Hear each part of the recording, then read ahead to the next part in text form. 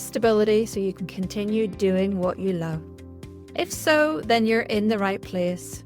I know firsthand the difficulties of navigating the business aspects of therapy, from building a website to managing social media, but I've made all the mistakes so you don't have to. Together we'll explore how you can build and grow your dream practice. So let's get started. Hi everyone, and a very warm welcome to today's podcast episode, which is 3 reasons why your therapy website might not be attracting client inquiries.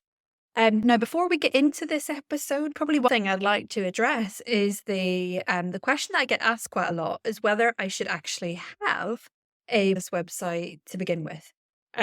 Absolutely yes, is my nice and easy answer to that. I think in today's kind of day and age, there is an expectation that any business owner really should have a website, and that's no a private practice therapist. I think that some therapists make the mistake of believing that just having like a really good directory profile might be enough. But your website goes much further beyond the directory profile. Your directory profile is limited in terms of the word count that's on there. It provides a limited amount of information about you.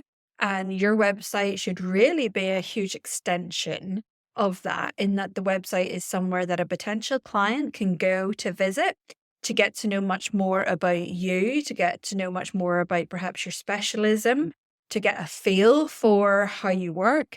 That the website is a much greater opportunity for them to be able to see that and understand that. The other reason why I love things like having a private practice website is that you can offer other things on there, that it can be a place that you can have free resources for potential clients to sign up to, that you can have an email list, that you can be creating a newsletter, you can be building longer term relationships, that people who potentially come to your website who may not be in a place right now to engage in therapy, that actually if they're on your email list and they're receiving your newsletter, that they could either become a potential client in the future, or that if you start to run in the future courses or workshops, webinars, things like that, or create digital products in the future, people on your email list, the prime people who are more likely to invest in buying from you than someone that has an established relationship with you. It's also a great place to be hosting your blogs and podcasts and things like that. So the scope for marketing with your website, a really, really good website, is so great. And for me, I'm such a big advocate with my members and my community, with one-to-one clients that I mentor, is really the importance of having a good website. And that it shouldn't just be something that is thrown together, kind of slapdash, and it's just something that you have for people who go to directory profiles, that they can just go and have a bit of a look. For me, my website for my private practice, that is my prime marketing platform. I don't use social media at all for my marketing in my private practice.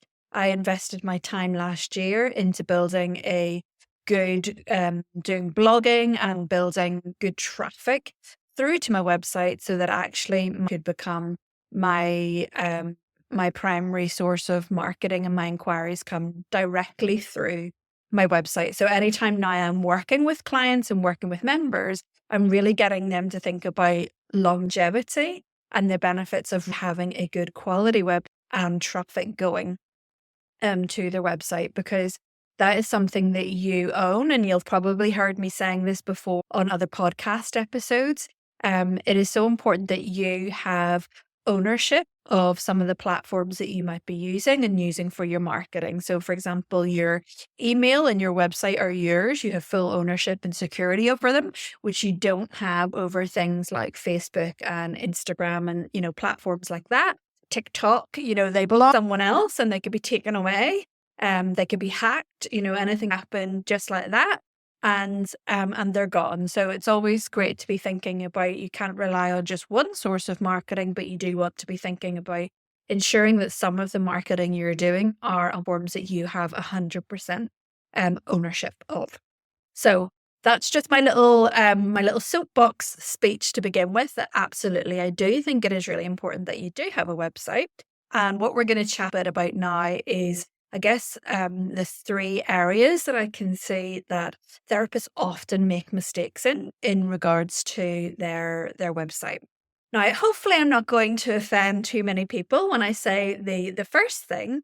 And the first thing is just coming from a place of having lots and lots of reviews on sites, that there can be quite a cliche, kind of like a cliche look and quite a cliche feel for what some therapy websites will look like. So if I say things, and I'm hoping these may not be on your website, but things like lotus flowers, imagery, things like images of stacked sites, you know, things that just seem to be so generic on so many websites, and having like the same kind of cliche phrases and statements, the classic, I offer a safe, non-judgmental space, like those sorts of things that if I've seen them on one website, I've seen them on 1,000 websites. They are just too cliche for what we expect to see on therapist websites.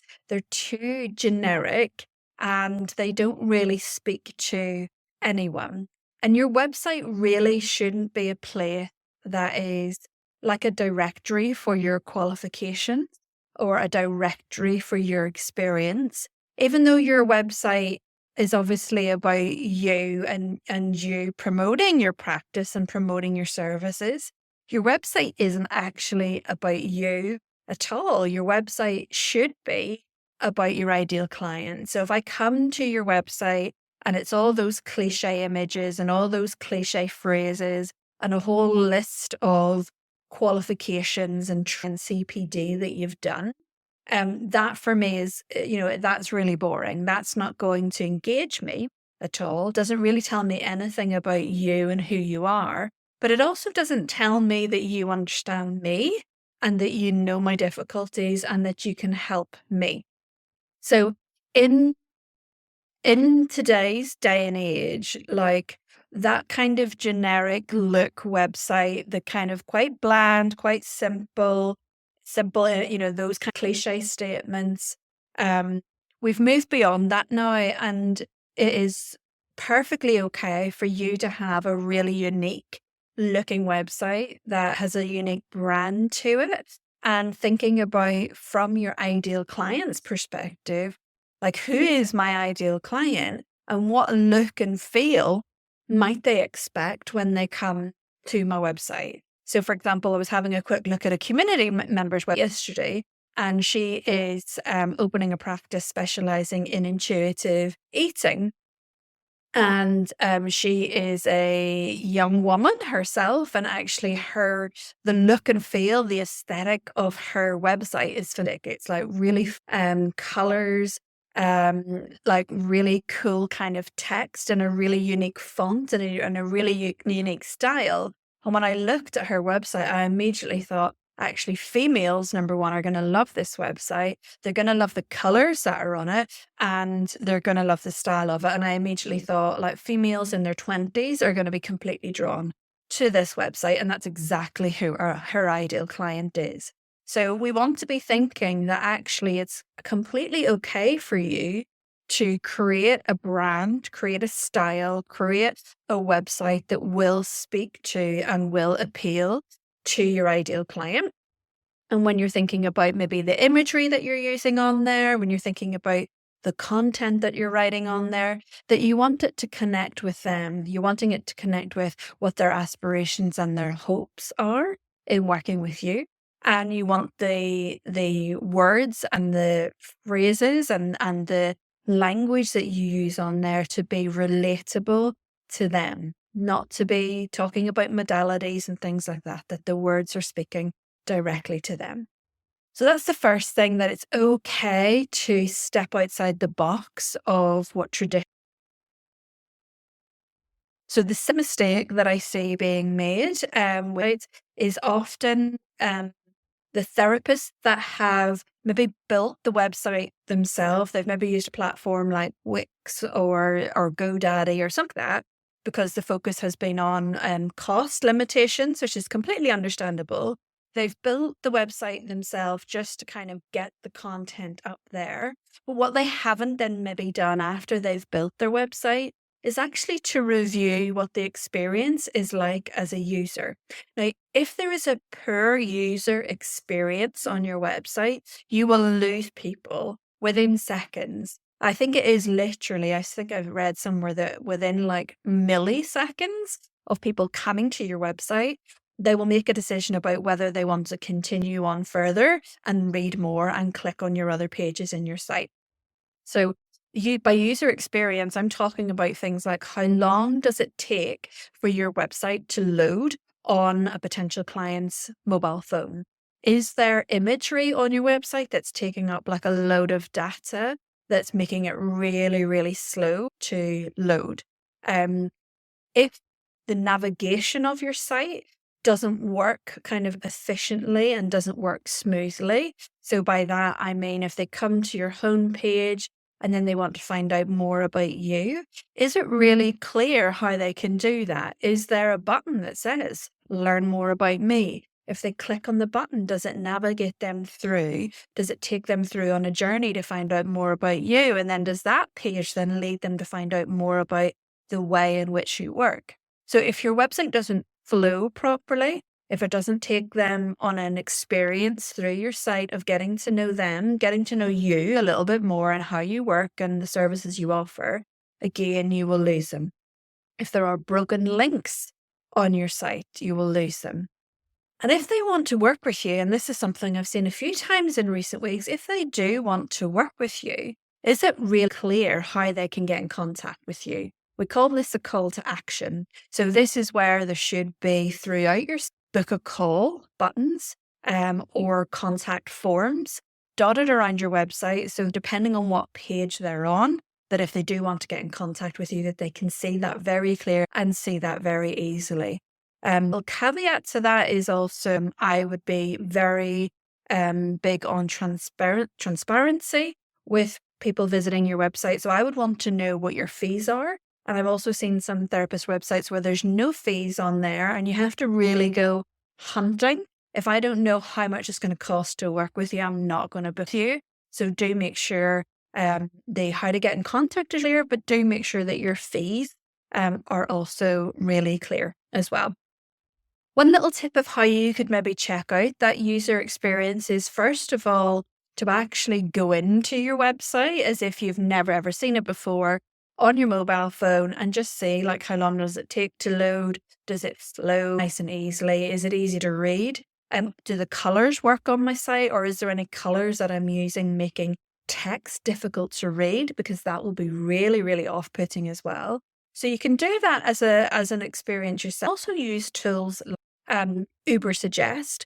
There's loads of tools, free tools that you can find on the internet where you can put your website URL into these and they'll actually do a report on your website for you. So you can put into the likes of Uber Suggest, put your URL in, and within a matter of minutes, it will produce a report able to say things like what your SEO is like on your website, but it will also show things like navigation issues on your site, a lot of broken links that you might have.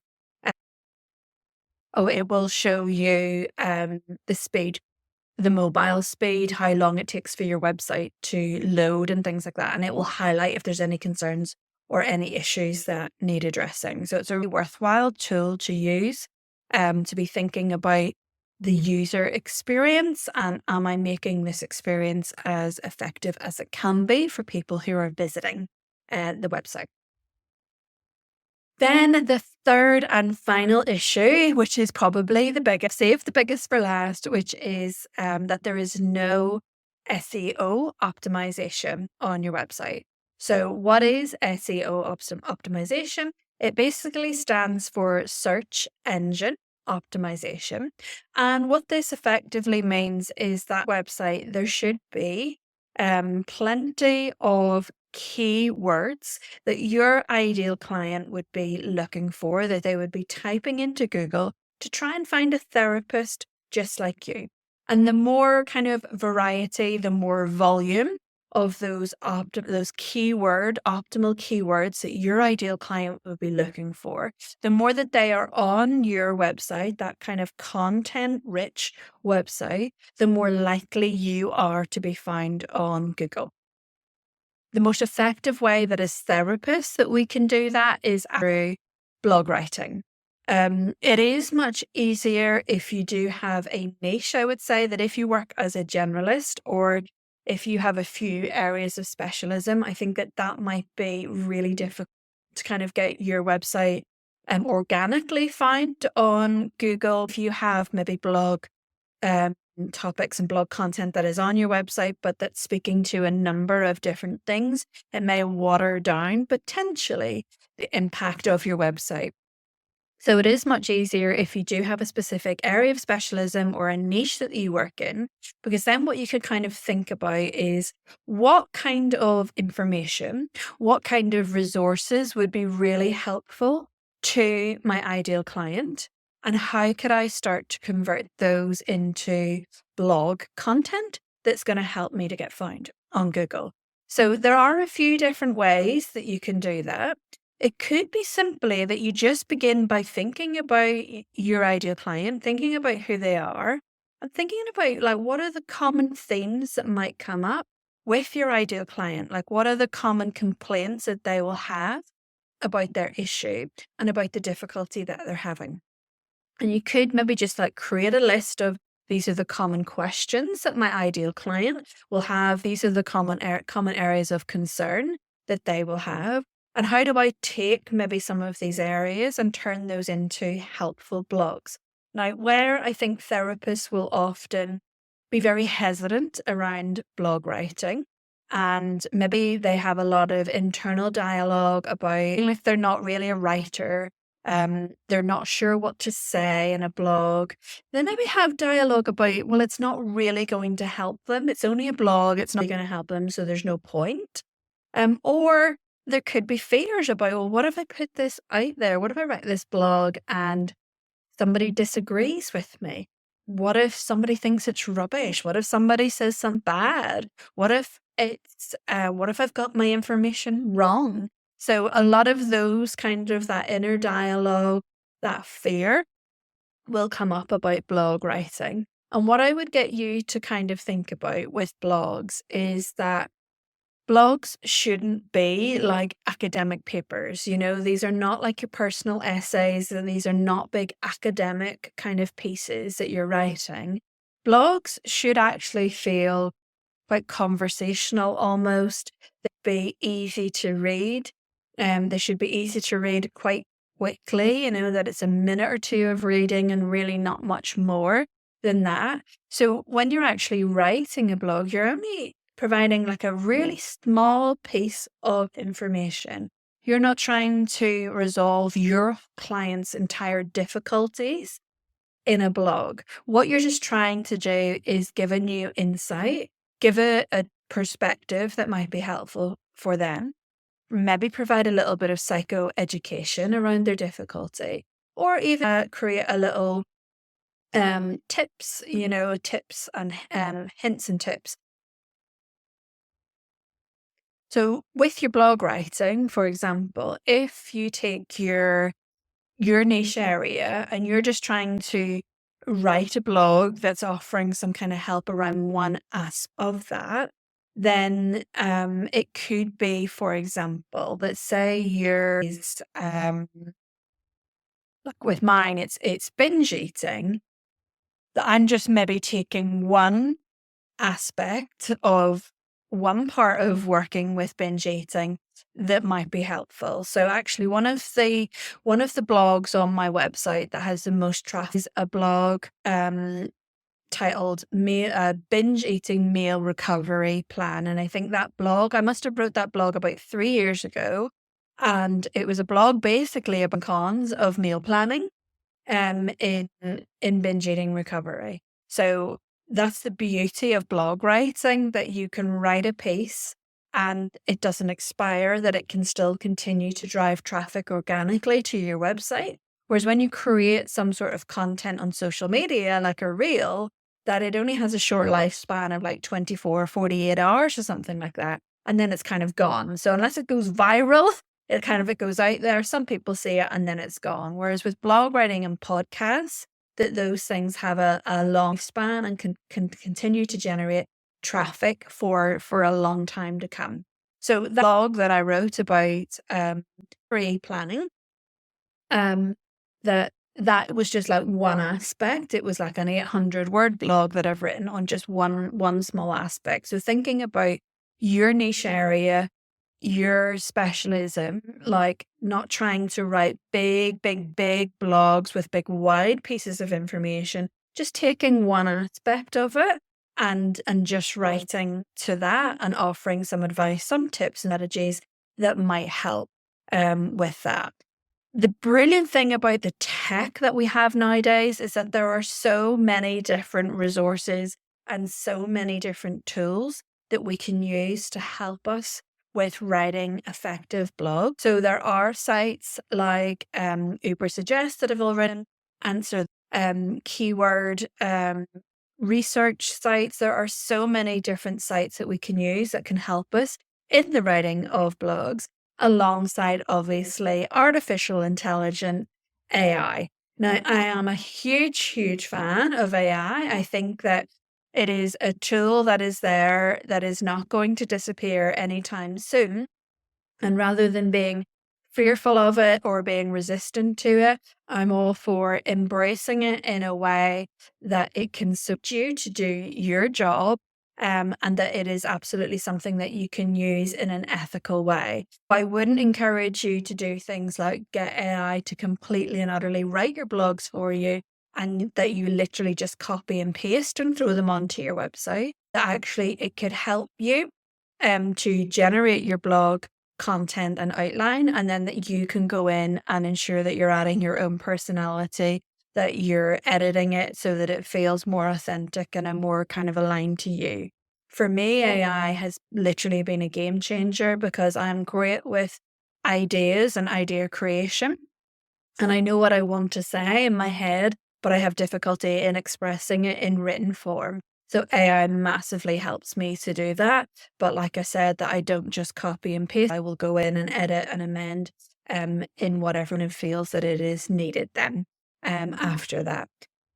So with the SEO optimization, like I mentioned kind of right at the beginning of this podcast episode, that for me, my private practice website and working on the SEO was the biggest investment that I ever could have done in terms of my time and my energy. Because my website went from having no organic traffic going to it every single month to now consistently every month, my website gets 300 unique visitors every single month. Now, that blog writing I did last year. And when I would get the reports coming through, the Google reports coming through each month, it was like from 0 initially to then maybe 50 visits a month to 100 visits a month, 150.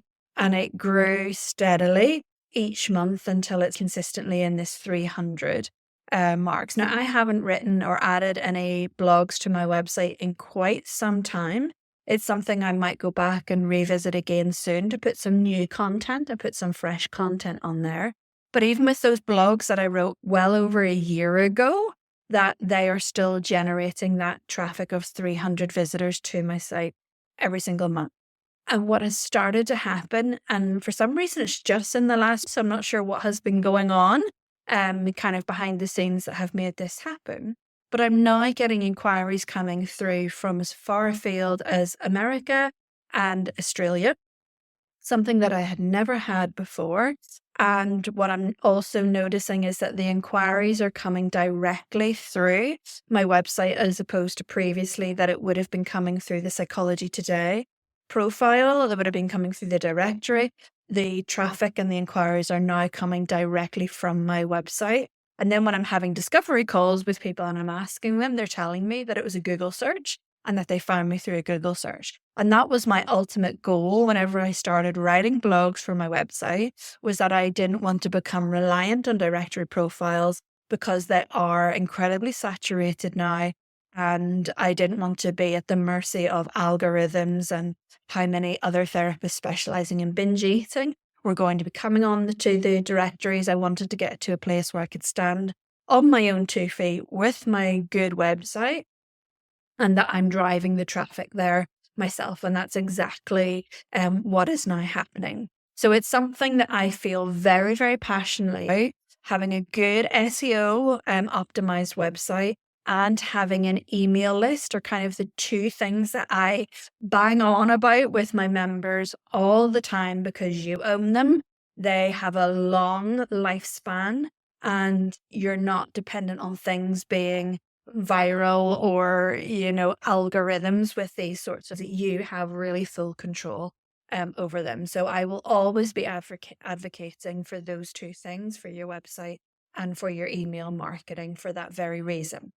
Now, if you are interested in blogging, and just even hearing the phrase blogging makes you go into a bit of a panic, you don't know where to start, you feel like you have writer's block, you feel like you're not a writer, then I have a workshop coming up that you are definitely going to want to check out. I like to keep things as simple as I possibly can. I will always try and make the work that I do as simple as I can, and I will always try and find the path of least resistance in anything that I do. So what I'm wanting to do is to create a workshop for people that are completely new to blogging, that don't have a clue where to start, but really like the idea of boosting the SEO on their website and starting to attract more traffic and eventually more inquiries to their website. So on Friday, the 30th of August, between 12 and 1:30, just over lunchtime, I'm going to be running a workshop, Get Started with Blogging, and it's specifically for counselors and therapists in private practice. If this is something that you're interested in attending, then I will pop the website link below in the show notes that you can check it out. It's just £19. There will be a replay of the workshop. So if you're not able to attend live, you can get the replay. There will be a workbook accompanying it as well. And I will be leaving 30 minutes at the end of the workshop for question and answers. Anything, any advice, any word that you want to work through, that I'll be able to cover that in the session as well. So I'll post a link below where you can check out the details, but it's going to be a really practical, really interactive workshop where I'm going to show you all the tools to make it as easy and simple for yourself as it possibly can be. So I hope you're able to attend. It would be fantastic to see you there.